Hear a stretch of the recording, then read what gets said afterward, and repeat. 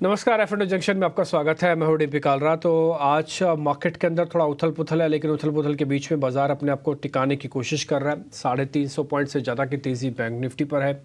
Bank Nifty ने एक round का अपना टारगेट आज पूरा कर लिया। निफ्टी उसको चेज़ कर रहा है। अब निफ्टी भी 100 पॉइंट ऊपर आके कोशिश कर रहा है कि 21,800 को वो भी टेस्ट कर दे। एक बार अब 21,800 के ऊपर आ भी चुका है। आज इन द सेंस मतलब उसके करीब भी आ चुका है और आज का जो हाई बना है वो 766 का है। तो एक बार 21,800 एक बार ये पार कर देता तो ये भी कवरिंग कराएगा। टिल डेट तक ये कवरिंग नहीं कराएगा। ये स्ट्रेंथ तो शो कर रहा है, बट कवरिंग के लिए यानी कि स्पीड से ऊपर आने के लिए 21,800 की आज की क्लोजिंग चाहिए, जो भी 70 पॉइंट दूर है। बैंक निफ्टी को आज की जो क्लोजिंग चाहिए वो 45,300 मिनिमम है। 45,500 मिल जाए तो बहुत ही अच्छा है। अगर ये दोनों क्लोजिंग इसके ऊपर कर देते हैं तो उम्मीद करते हैं थोड़ी बहुत शॉर्ट कवरिंग मार्केट के अंदर और आएगी। सिस्टम में शॉर्ट्स काफ़ी ज़्यादा हैं। ओपन इंटरेस्ट हाई है, विक्स 16 का चल रहा है, तो पूरा स्टेज तैयार है। बट शॉर्ट कवरिंग तभी आएगी जब लेवल्स के हम ऊपर आके ट्रेड करेंगे। इसमें कुछ अलग अलग शेयर्स का भी अपना अपना योगदान होगा। आज के जो हमारे मेहमान हैं प्रशांत सावंत है, उनसे हम करेंगे बातचीत और उनसे ज़रा समझेंगे कि निफ्टी बैंक निफ्टी पे क्या करना चाहिए और इस समय कैसे ट्रेड बनाने चाहिए। ये जो स्क्रीन पर भी आप देख पा रहे हैं निफ्टी फ्यूचर्स, इसमें करीब 0.3% की तेज़ी आपको दिख रही है। यानी कि आज कुछ लॉन्ग्स बन रहे हैं। अगर आप बैंक निफ्टी देखेंगे तो वहाँ पे अभी भी स्लाइटली शॉर्ट कवरिंग हो रही है। इसी तरह की प्लेट बैंक निफ्टी के देखेंगे तो आपको वहाँ पे शॉर्ट कवरिंग दिखेगी। तो बैंक निफ्टी शॉर्ट कवरिंग के बदौलत यहाँ तक तो आ गया, लेकिन इसको चलने के लिए लॉन्ग चाहिए। जबकि निफ्टी का कन्विक्शन हाई है, उसमें भी प्राइस एक्शन नहीं हुआ बट ओआई एक्शन हो गया 2.5% का, तो एडिशन हो चुका है। प्राइस एक्शन अभी उतना स्ट्रांग नहीं है, तो मेरा मानना है कि प्राइस एक्शन अभी होगा और हो सकता है हम 21,800 के आसपास हम आज क्लोज भी कर जाए। प्रशांत सावंत हमारे आज के मेहमान हैं, वो आपको बताएंगे क्या करना चाहिए। लेकिन उससे पहले रिपोर्ट कार्ड आपको दिखाते हैं। कल अजीत मिश्रा हमारे साथ थे, उन्होंने कुछ ट्रेड दिए थे आपको। आइए उसका रिपोर्ट कार्ड आपको दिखाते हैं।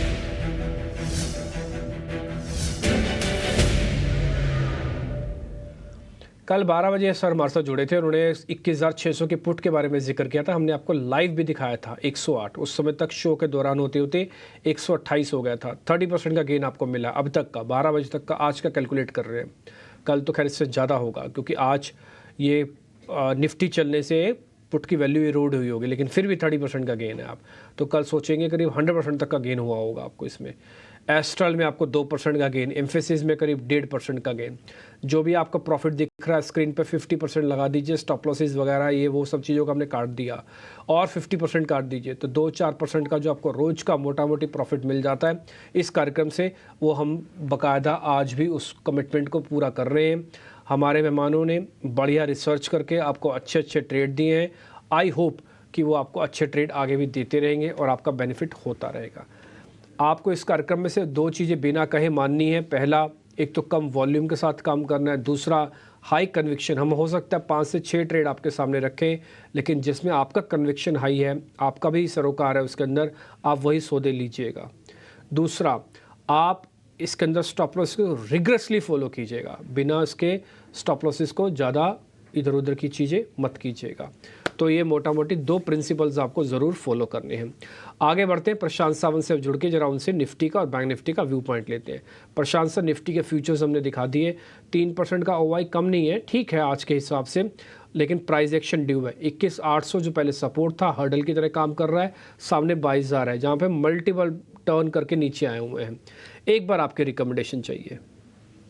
जी, डिम्पी जी, गुड आफ्टरनून और सभी दर्शकों को नमस्कार। तो यहाँ पे हम पिछले 4 दिनों से कोशिश कर रहे हैं 20 दिनों के एवरेज पे सपोर्ट लेने की, जो कल तक हो नहीं रहा था। आज भी अभी कैंडल एक्टिव है, प्राइस एक्टिव है, तो हम कह नहीं सकते। निफ्टी पे मेरी बहुत सिंपल और क्लियर राय होगी कि उसपे कोई लेवल की जरूरत नहीं है। जो आज का हाई बना हुआ है 21,765-66, ऑलमोस्ट 21,766, बस इसके आसपास हमें क्लोज होना है। इसके ऊपर आज का डे हाई 3.5 तक क्रॉस होना चाहिए। इसके ऊपर हम क्लोज हो जाए, ऊपर सपोर्ट ले रहे हैं और एक डिसिसिव क्लोज आ रहा है, तो मेरे हिसाब से वहां से हम लॉन्ग जा सकते हैं।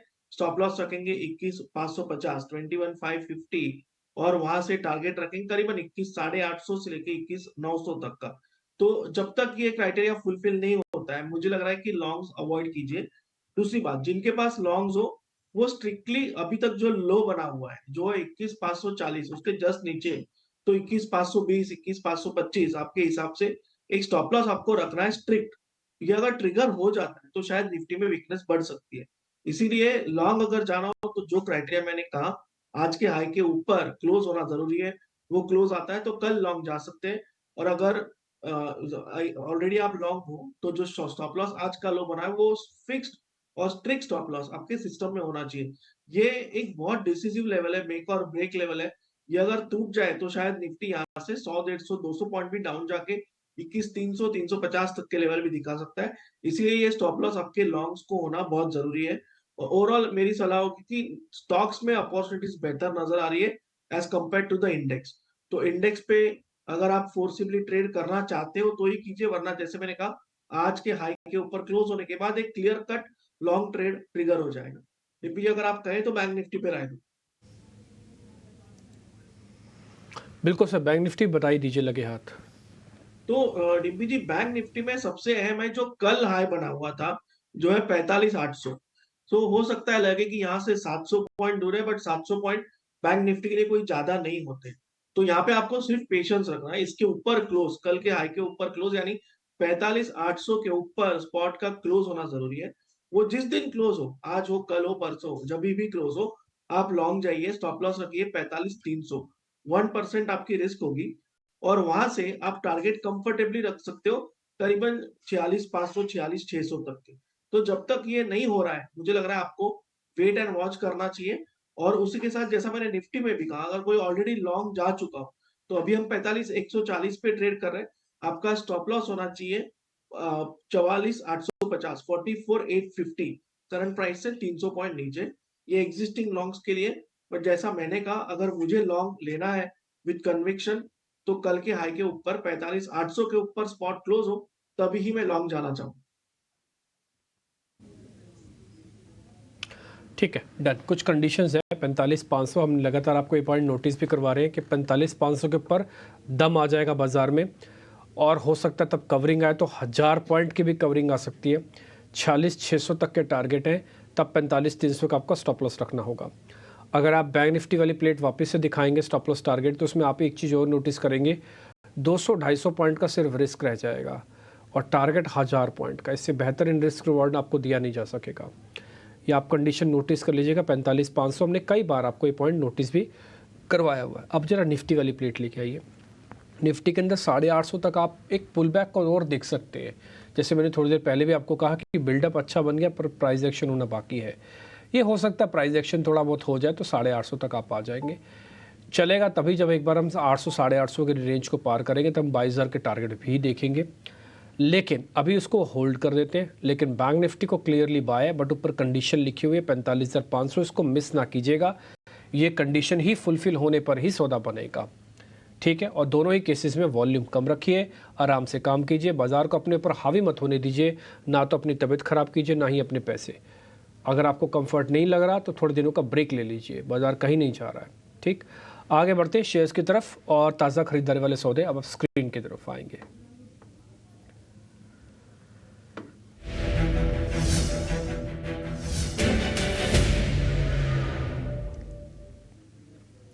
चोला फाइनेंस या प्रशांत सर, एक दूसरा है HDFC लाइफ, इन दोनों पे क्या करें जरा बताइए। HDFC लाइफ और चोला फाइनेंस। डिम्पी जी, दोनों ही बाय लिस्ट में जा सकते हैं। चोला फाइनेंस ने 200 दिनों के एवरेज से बाउंस किया है, और ऑलरेडी जो वॉल्यूम्स है आज के वो काफी अच्छे लग रहे हैं। तो बिल्कुल एक आप रिस्क बेस्ड बाय ले सकते हो। करीबन 1135 पे स्पॉट ट्रेड कर रहा है, 1135। आप स्टॉप लॉस रखिए 1120, 1122 के आसपास। 1120 एक डिसेंट स्टॉप लॉस है। और यहाँ से आप टारगेट रख सकते हो करीबन 1165 से लेके 1175, 1175 के आसपास, जो कि एक रेजिस्टेंस है। तो एक पुल बैक के हिसाब से ट्रेड प्लान करना होगा, वो हिसाब से क्वांटिटी रखनी होगी, बट रिस्क रिवॉर्ड काफी जस्टिफाइड। जहां तक एचडीएफसी लाइफ की बात है, तो यहाँ मुझे लग रहा है कि एक अच्छा सपोर्ट लिया हुआ है प्राइस ने। और यहाँ से अभी हम ऑलमोस्ट 585, 590 के बीच ट्रेड कर रहे हैं। आपका स्टॉप लॉस होना चाहिए 575 के जस्ट नीचे, 574। और यहाँ से आप टारगेट रख सकते हैं 615, 615 का। तो दोनों ही बाय लिस्ट में होंगे। अगर दोनों में से एक चुनना हो, तो मेरी सलाह होगी एचडीएफसी लाइफ ज्यादा बेहतर लगा।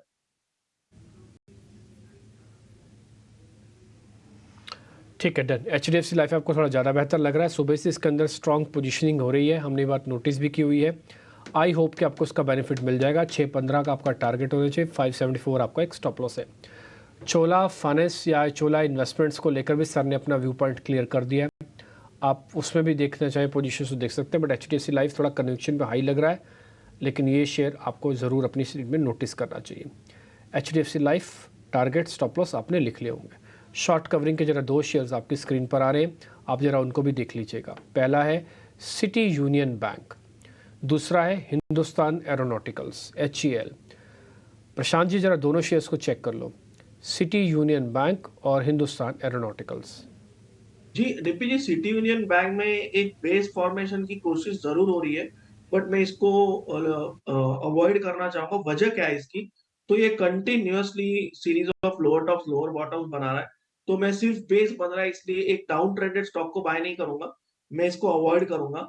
जहां तक HL की बात है, तो इसके जो हायर टाइम फ्रेम्स है वो काफी स्ट्रांग है, और मुझे लग रहा है लोअर टाइम फ्रेम पे एक डिसेंट करेक्शन आया है पिछले 2 दिनों में, तो यहाँ पे आप एक बाय ले सकते हो। आप करीबन 2900 पे स्पॉट ट्रेड कर रहा है, आपका जो आइडियल स्टॉप लॉस है वो 2700 2700, वो हिसाब से आप क्वांटिटी प्लान कीजिए पोजिशनली।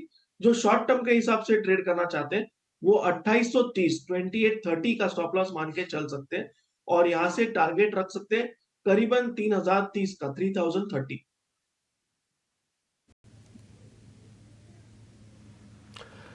ठीक है, डन।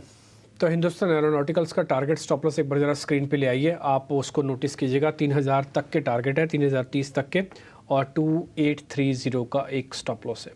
शेयर्स फिर से बोलूँगा थोड़ा कम रखिए, आपके पास वॉल्यूम है होगा ज़्यादा तो उसको थोड़ा पहले मैनेज कीजिए। बाज़ार शेक कर रहा है और ज़ोर से शेक कर रहा है, और इस शेकिंग में कहीं आप टूट ना जाएं। आप खुद से देख पा रहे हैं बैंक निफ्टी एक दिन चल रहा है, एक दिन टूट रहा है, एक दिन चल रहा है, एक दिन टूट रहा है। इसी तरह से कुछ मार्केट्स के अंदर और भी हो रहा है। HDFC लाइफ, चोला फिन, हिंदुस्तान एरोनॉटिकल्स, ये 3 शेयर आपके पास हो गए हैं। आप इसको एक बार ज़रा देख लीजिएगा, और शेयर्स पे ज़्यादा पोजीशंस लेने की ज़रूरत नहीं है। हम जब रिपोर्ट कार्ड आपके सामने कल रखेंगे तो उम्मीद करते हैं इन तीनों शेयर्स का नाम वहाँ पे ज़रूर होगा ही। छोटा सा ब्रेक लेते हैं, लेकिन ब्रेक से पहले मैं अपने सहयोगी शरद को अपने साथ जोड़ रहा हूँ। सरकारी कंपनी से आज हमारा कमिटमेंट था कि हम आपको सारी डिटेल बताते रहेंगे। ज़बरदस्त बुल रन के बाद अब मुनाफा वसूली देखने को मिल रही है। इन कंपनीज में और तेज़ी होगी या फिर गिरावट आएगी, एक बुल्स वर्सेस बियर का सिनेरियो वो आपके सामने रख रहे हैं शरद दुबे। एक बार देख लेते हैं वो क्या कह रहे हैं। जी बिल्कुल, IOCL जो है फोकस में रहने वाला है, और यहाँ पे अगर बुल केस की बारे में बात करें तो ऑफकोर्स जो ग्रॉस रिफाइनिंग मार्जिन होती है वहाँ पे हायर लेवल्स देखने मिले हैं।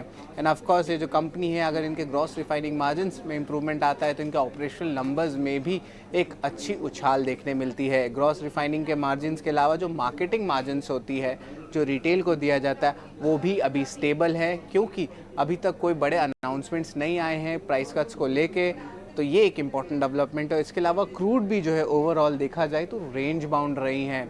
अगर रेंज बाउंड के बारे में बात करें तो लगभग 75 to 80 डॉलर्स प्रति बैरल में जो है क्रूड जो है ट्रेड कर रहे हैं इस लंबे पीरियड में। और ऑफ कोर्स थोड़े से मिडिल ईस्ट में टेंशन ज़रूर आई थी, थोड़ी सी बढ़ोतरी हुई थी, पर अब जो है थोड़ी सी वापस आ रही है $80 के मार्क पे। इसके अलावा जो है ऑयल प्रोडक्ट्स की डिमांड, जैसे हमने बात की ऑयल गैस इंफ्रा में बढ़ोतरी हो रही है, ऑयल प्रोडक्ट्स की भी अच्छी जो है डिमांड देखने मिल रही है डोमेस्टिक और इंटरनेशनल बेसिस पे, तो उसके कारण ये बुल केस सिनारियो बनता है। हालांकि बेयर के सिनारियो भी है, कुछ पॉइंट्स हैं, स्पेशली जो वैल्यूएशंस हैं वो बहुत महंगे हो गए क्योंकि स्टॉक में एक अच्छी रनअप देखने मिली है। इसके अलावा अगर बात करें तो जो रिटेल फ्यूल प्राइस की कट है इलेक्शंस के पहले अगर आने लगती है तब जो है स्टॉक में दबाव देखने मिल सकता है। और अगर कोई शार्प जो इंक्रीज़ आती है क्रूड प्राइस पे मिडिल ईस्ट के, तब ये एक बड़ा रिस्क एलिमेंट रह सकता है। इसके अलावा जो पेटकेम मार्जिन है उनकी सेगमेंट में वो भी है थोड़ी सी प्रेशर में आ सकती है, एनालिस्ट का मानना है। तो ये हमने बुल और बेयर केस IOCL के लिए रखा है। ठीक है, ये बुल्स और बियर का एक सिनेरियो हमने आपके सामने रख दिया। एक सर के सामने रखते हैं और पता करते हैं वहाँ पे कोई ट्रेड बनता है कि नहीं। जरा दिखाइए मंदी वाले शेयर्स।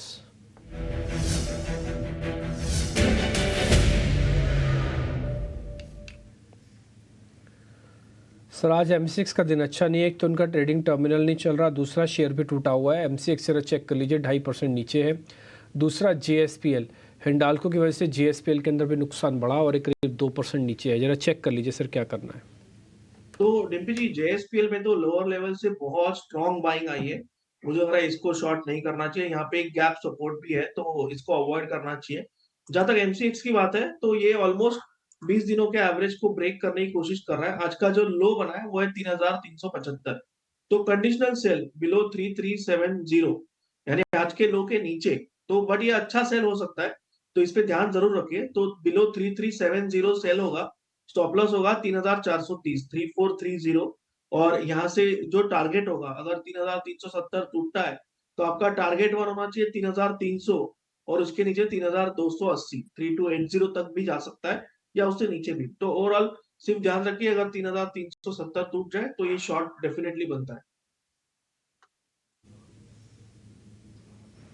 ठीक है, डन। एमसीएक्स पे कुछ कंडीशंस के साथ एक बार शॉर्ट किया जा सकता है, वो कंडीशन आपकी स्क्रीन पर भी छप के आ जाएंगी, आप उसको नोटिस कर लीजिएगा।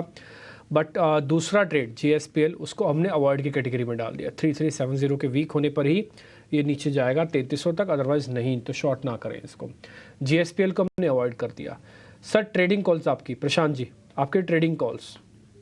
तो डीपी जी, दो स्टॉक्स काफी अच्छे लग रहे हैं। एक बैंकिंग सेक्टर में एक्सिस बैंक मुझे अच्छा लग रहा है, स्ट्रेंथ दिखा रहा है। तो यहाँ पे 1042 1040 के आसपास आप स्टॉप लॉस स्पॉट में रख सकते हो। टारगेट आपका होगा 1100 का, 1100। नेक्स्ट पिक होगा LIC housing finance.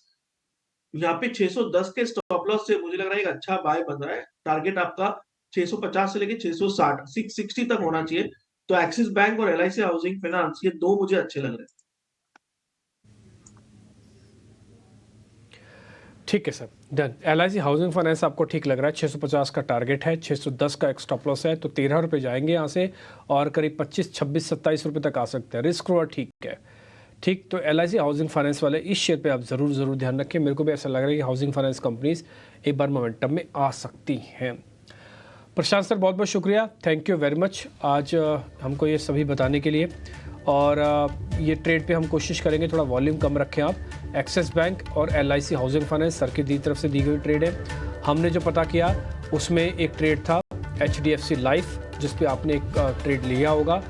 MCX condition के साथ शॉर्ट है, और कुछ ट्रेड हमने ऑलरेडी आपके सामने शेयर किए हुए हैं। सब के सब हमने एक बार दिखा दिए हैं।